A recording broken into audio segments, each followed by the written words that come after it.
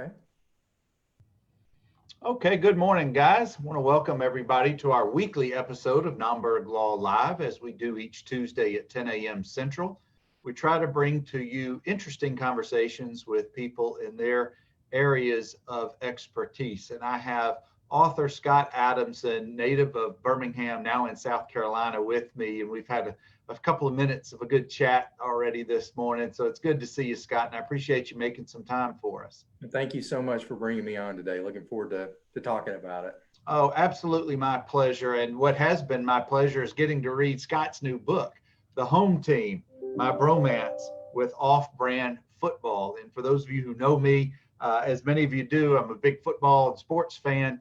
And this book just screamed out at me that I needed to read it. I read it in one weekend. It was so compelling to me. But it is the history of professional sports in Birmingham, Alabama. And we, as you guys know, we are a football crazy town.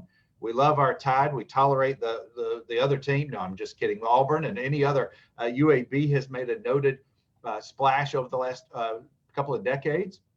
But Scott, you have written the definitive history, in my opinion, about the sport of professional football in Alabama, or excuse me, in Birmingham. So before we talk about what you're doing now, give us just a brief recap. What led you to writing this book?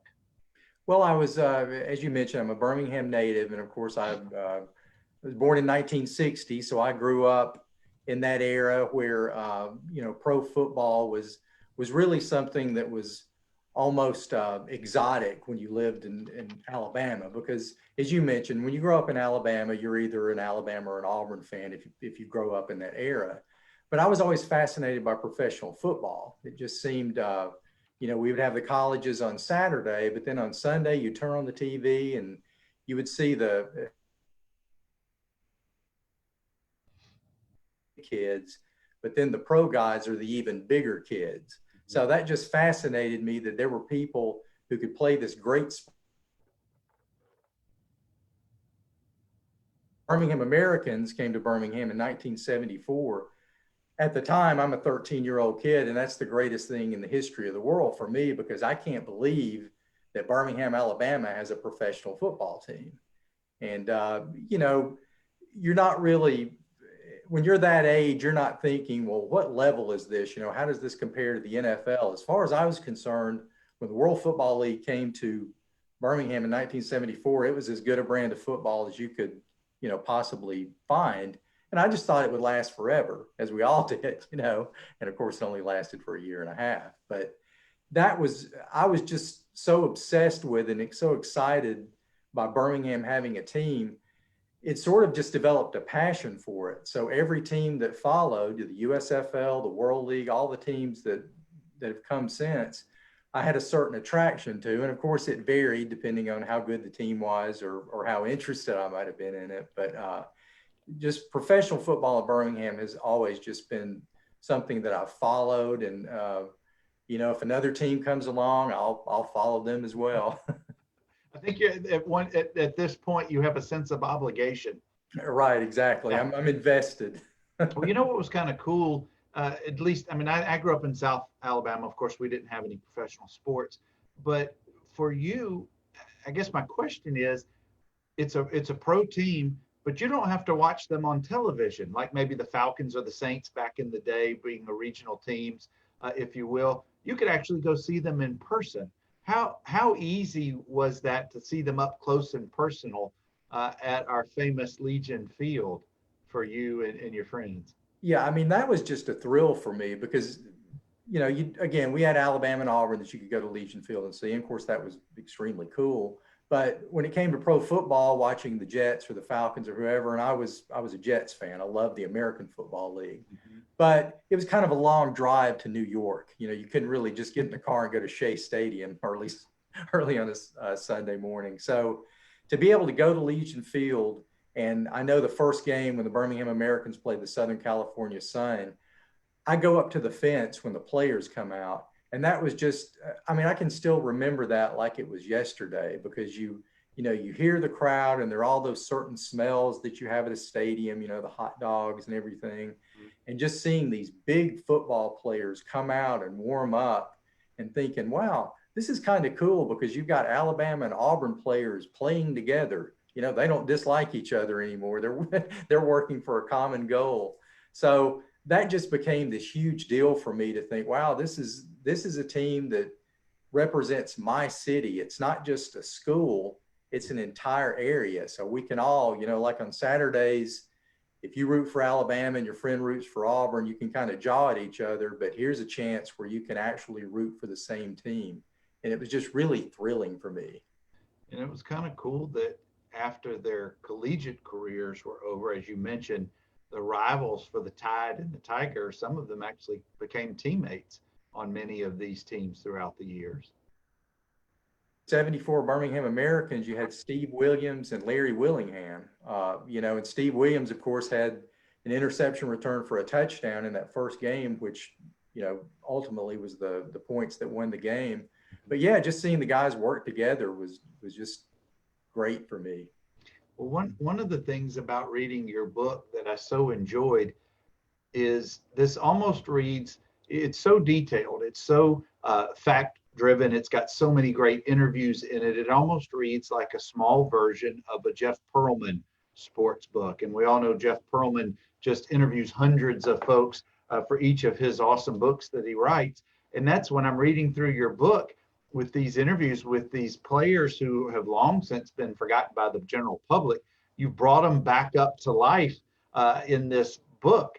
And as we talked about earlier, I'm sure like most good writers, I'm sure you've been writing this book in your head for years, but what led you to finally putting it into this awesome format that you did? Well, when I retired from newspaper work in 2017, and I've been doing it for 30 years. And of course, in newspapers, everything is you do everything every day. You know, you write a story on Monday, and then Tuesday you forget about it and you start writing it. And when I finally got to the point where I didn't have a chance for me to do something long form, which I'd always wanted to do. And it was just pretty obvious for me, considering my obsession with with pro football in Birmingham, that would be the first book I wrote if I ever wrote one. Now, the difference being, and I was a babe in the woods when it came to books. I wasn't sure how you approached it, but basically what you need to do is you make a pitch to a publisher before you write. But I did that the exact opposite. I wrote the book. I mean, I just went ahead and got it done, and then I made the pitch. But at least at that point, I had something I could give them. And the issue for me is I knew that it was going to be niche, because this is, even though I do talk about the leagues that Birmingham are in, it is about Birmingham. It's about my experience, you know, myself, my dad, my brother, my friends, you know, when we would go to those games. So it was very personal, and it was very driven by the city of Birmingham. But I thought when I wrote it, you know, other people can relate to this. If you think of cities that have also been like Birmingham in the sense that you've had off-brand football, cities like San Antonio, Memphis, Orlando, I think this would appeal to them as well. It's not necessarily their team, but it might be their experience when you start out, as I did, as a young teenager in the mid 70s, all the way to the last pro team we had, which was the Birmingham Iron in you know, the Alliance of American Football. That covers a lot of territory. We're dealing with 40 years of professional football history there. So it was just something that I really wanted to write, and something that I knew, you know, if I wanted to tell that story, it had to be in a book form. I didn't want to just do it by writing a bunch of columns. And Scott, there's at least, or there's more than half a dozen professional leagues that are represented throughout here. And this is a generalized question, I guess a global question. Would it be fair to say that it wasn't each of these teams that necessarily failed, but it was the leagues themselves that ultimately led to the teams leaving? Or is that not each case here? No, I think for the most part, that's true. You know, of course, the WFL folded, even though Birmingham, for the most part, had great attendance. Same situation with the USFL, although Birmingham started out a little slow in attendance, but by the third year of the USFL, they were one of the leading, you know, teams in attendance, and one of the best teams. I mean, the USFL was just a fabulous football league. It was heartbreaking when it folded. It, But it has always been the league, if a league folds, there's not much your team, can do about it. And Birmingham's just always been kind of a victim of the circumstance of the league it's in. Let me ask you just in a global sense, again, we've never had NFL here. I know there's been some exhibition games from time to time at Legion Field. Facilities aside, that stadium obviously is a relic at this point. Do you think that Birmingham, one, has the market size big enough or population size big enough to support an NFL team? And two, do you think that how strong college football is in our town are either or both of those hurdles to preventing Birmingham from having an NFL team? I really don't think I mean, certainly so many people love Alabama and Auburn, and me being a UAB grad, I'm very excited about UAB moving to the stadium.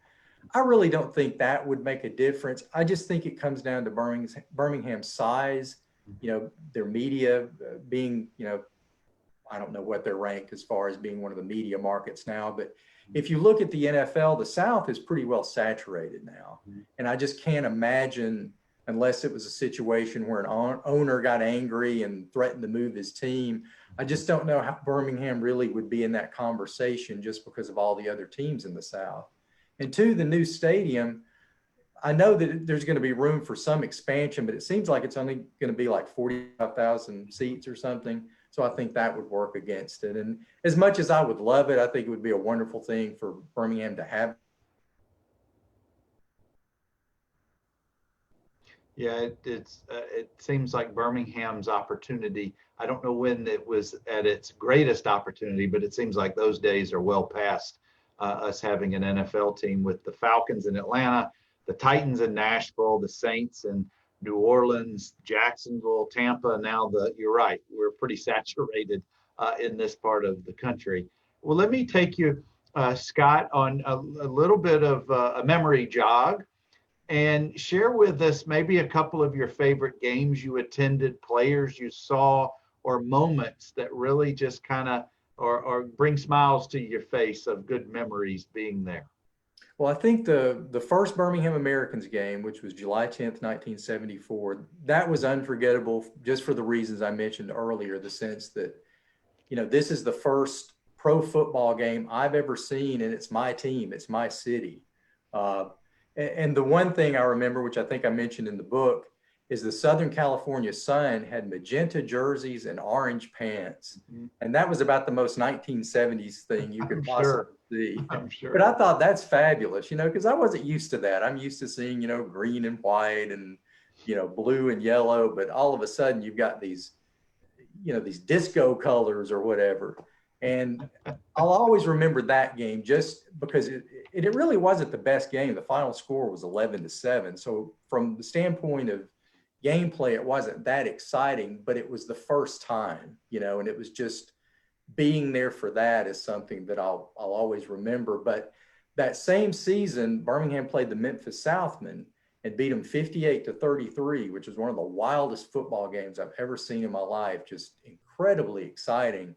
And I think as far as if you look at the Americans and the Vulcans, that's certainly my favorite game. I mean, there were 60,000 fans there. Wow. Just so much fun, because I'm one of those, and I still am, but especially as a kid, I wanted to see points. And I think that's why growing up, I tended to like the American Football League more so than the NFL.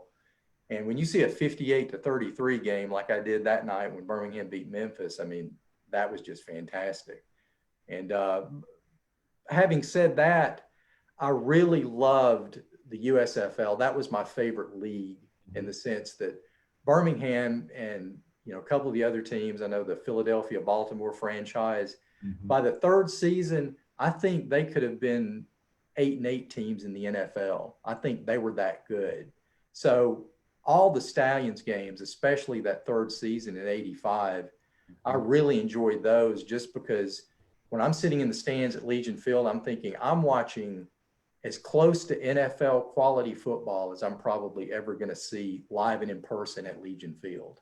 Well, gosh, how many players who Oh yeah. came straight out of college to the USFL eventually made it into the NFL and then into the Hall of Fame? Steve Young. I mean, you could go on. Herschel Walker. There's so Reggie White. I mean, there's just so many of those guys. But you're right, and you and I could spend. Well, again, Jeff Pearlman wrote about it, the USFL history. We can really dive into why the USFL folded, but that would take up too much of our time today. But I want to ask you. Um, in those early days, the Legion Field, our oldest and most grand football stadium in Birmingham, if not the state of Alabama, it really was a grand stadium. And it held the history of so many important games, including the famous game where, what was it, Jeff Rutledge and Tony Nathan played in high school in the early 70s, I where actually was at that game. I went to Huffman High School, but I went to that game just so I could see it. well, it's there's stories about how people just kept coming in, and there was only one ticket booth open, so people were filing in all throughout the game. And of course, there was a movie made that surrounded that a few years ago. But the game I want to, and we're getting a little off of pro football, but the game I really want to talk about for a minute or two is that famous USC Alabama game at Legion Field that has it has lore, it has facts. It's commonly been attributed that Coach Bryant did more to help integrate the state of Alabama by bringing USC, which was largely led by African American football players, and they dominated Alabama. And I know that you know very much about that game. You've written about that game. Share some of your insight or your thoughts about that, the historical significance of that game. Yeah, when I was 9 years old when that game was played, and I think like most 9-year-olds, I probably didn't realize how significant it could be or would be. My takeaway from that game was that Southern Cal just ran Alabama out of the building. They beat them 42-21, and I remember listening to the game on the radio. I don't think it was on television, and just stunned at how USC was just running all over them. What I found out later is that my dad had tried to get tickets to that game and couldn't, because obviously it was a hard sellout. Mm-hmm. So as it turned out, the first college football game I ever saw in person was a week later when Alabama played Virginia Tech. Mm-hmm. So that was the game where Alabama won 51-18. So as a kid, I'd completely forgotten about that that 42-21 thrashing, and didn't realize the significance of it just as an iconic civil rights game until I got older. And now looking back on it, it's just amazing that one game could have turned so many heads like that game did. I mean, you're right. That was just a pivotal game in Southern football. Well, it's largely been stated that the governor at the time was the second most powerful person in our state behind Coach Bryant. And he was buddies, as the story goes, with John McKay, I think is who it was. Or was it John Robinson? I think it was McKay. John McKay, yeah. John McKay brought them over USC, which was a powerhouse team at the time, led by Cunningham and maybe Charles Davis and some others. And I don't know if what I'm about to say is truth or if it's lore, that Coach Bryant brought Cunningham into the Alabama locker room and introduced him and said something along the lines, this is what a real football player looks like. I don't know if that's true or not, but it makes for a good story, that's for sure. Yeah, I'd heard that originally, and then a lot of people debunked it later, just saying that's, while that might have been Bryant's intention, he wouldn't have, actually done that to his players. But the point being, whether he did, whether he didn't, I think that did turn a whole lot of heads, that game. Yeah, there's the history of Alabama integrating its football team is another interesting story for another day. But guys, I'm talking with noted writer Scott Adamson, who has written this awesome book, his Bromance with professional football in Birmingham. And Scott, you just lived across town, really not that far of a drive to Legion Field. And I don't know if you've seen it lately, but they still have some paint on the walls, and they're still hosting at least one more season for UAB. But not only did Legion Field host all of this college and high school football over the years, it hosted the '96 some Olympics that have been there, and so many concerts of note. And I want to talk about Legion Field for just a minute and its historical significance, because it sits in the shadows of Birmingham Southern College. It's only a few minutes from downtown.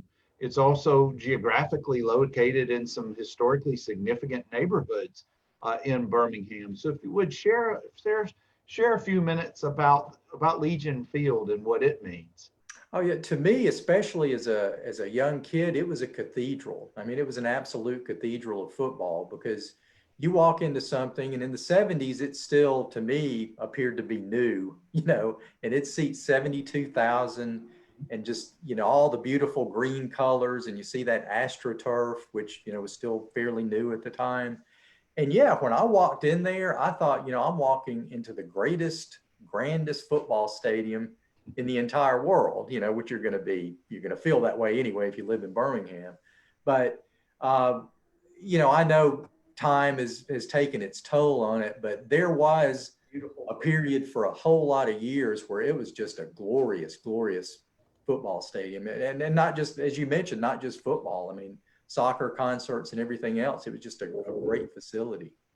Well, I had the pleasure of getting to play there in high school for our state championship game in '85 against your alma mater, Huffman High School.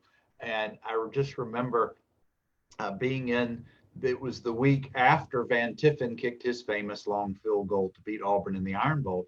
And I remember being in the locker room, one thinking, man, this is so cool. Alabama and Auburn had just been in here the week before, but gosh, this is not what I expected it would be. I guess I thought it would be more grandiose. I thought it'd be more polished, but it truly is a throwback from days gone by with the amenities, if you will. Right. But it still hosts college football and high school football today. It's still rocking. Yeah, what I would love to see is it's somehow turned into a working museum. I mean, it's never going to get to the point where, once the new stadium is built, that's going to be the focus of all athletic events, of that, football or whatever. But I would love to see Legion Field somehow be like a working museum, maybe have it done sort of like how Rickwood Field, they have the Rickwood Classic every year, maybe have the Legion Field Classic or something. Because I know that it's in disrepair. I know that a lot of people like to rag on it, but it has meant so much to especially football in this city. I don't want to see it just discarded. I mean, I want to see it, turned into something that, again, some sort of working museum. I'm not smart enough to figure out how to do that, but I would love to see that happen. It would be a sad day if that building is ever taken down and a developer comes in and does something with it, with the property. Scott, let's go back to some of these leagues for just a minute as we're getting close toward the end of our discussion. And I sure appreciate you sharing your enthusiasm and your expertise and some of your experiences with this. It's 2020. Of course, we're still dealing with the pandemic. I don't know how serious there are about sports leagues doing anything right now until we get out of this. But can you foresee, and this is kind of the crystal ball question, can you foresee Birmingham hosting or having professional football in Birmingham in the future? And would it be at Legion Field, or do you think it would move to the new stadium in downtown that UAB is going to use? Yeah, I mean, I think the new stadium would be kind of the draw for any league that wanted to come to Birmingham. I think the most logical option, the XFL plans to return in 2022.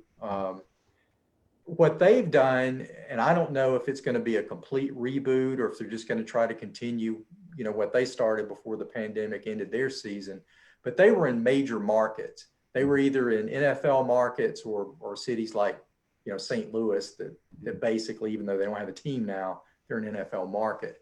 So I would think if they ever decided to expand and maybe go to second tier cities, Birmingham would certainly be logical, especially with that new stadium. There's also a league called the Freedom Football League, which Ricky Williams started. It's basically been dormant for 2 or 3 years. They haven't really figured out what they want to do with it.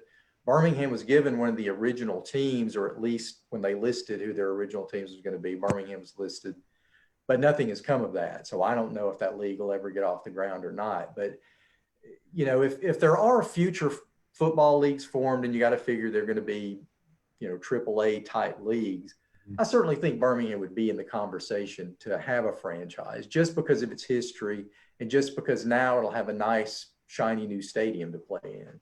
Would that be enough to get you to move back to town? I would love to. If Birmingham gets another team, I will show up for it. I promise. I have no doubt. I have no doubt. And I also have no doubt that you have the world's foremost collection of memorabilia and swag of professional Birmingham professional football. If you can slide over just a little bit, we could get a little, there's pennants back there, there's helmets. I hope you guys can see that. I see posters back there. Scott, that's just some awesome memorabilia and some things that maybe one day you can put on public display for everybody. And what the other thing I was going to say is, I know that you have a media website that I'm going to post the link to, or some of your memorabilia posted on there that folks can see.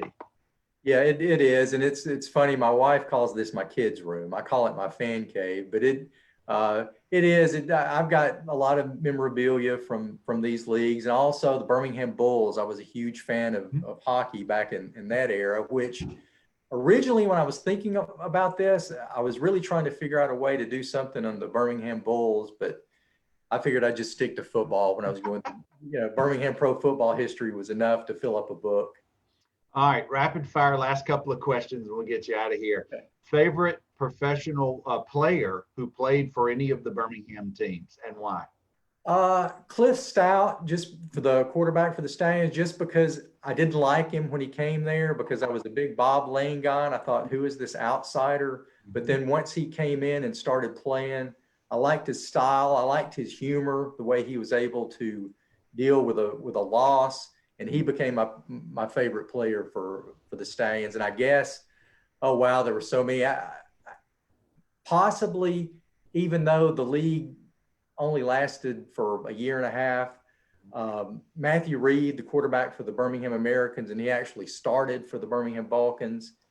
He was probably my first favorite just because he was so fun to watch. But I think if I had to pick or choose, just because Cliff Stoudt had a little bit longer career, he would be my guy.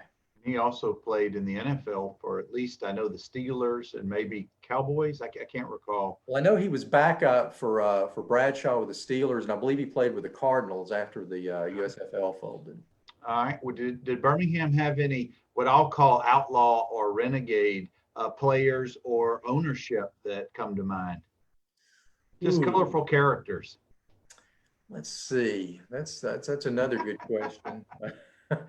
Alfred Jenkins, I don't think he was an outlaw or anything, but he was the wide receiver for the Birmingham Americans, and he's the one that inspired me when I played Little League football to get the number 80 because awesome. I was also a wide receiver, so he was my hero at the time.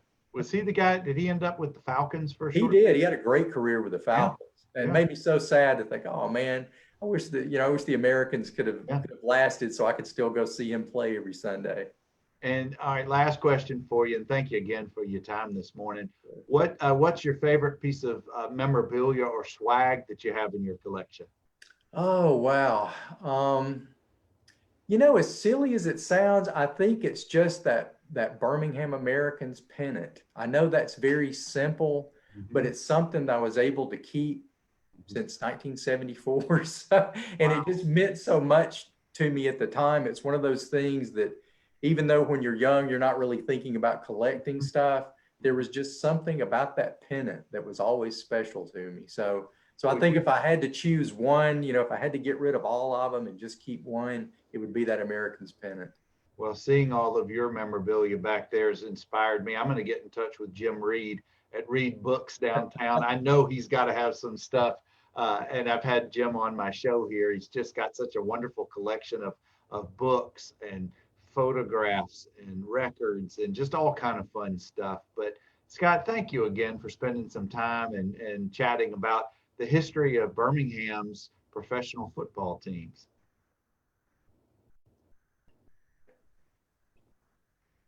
I think we lost you there for just a second, Scott. I'm not sure if you're with us now, but Okay. thank you again. And guys, I put the link to Scott's book in our show notes. I'll put a link to his media page so you can see some of the memorabilia. But Scott, thank you again for spending some time with us today. Thank you so much. I enjoyed it. Oh, it was my pleasure. And guys, as we do every Tuesday, let's see, we're almost to the Thanksgiving week, and I think we're going to take next week off, but we'll be back in 2 weeks. So thank you again for tuning in to Nomberg Law Live every Tuesday at 10 a.m. Hope you guys have a safe rest of your week and an excellent and fun and restful Thanksgiving week. Take care.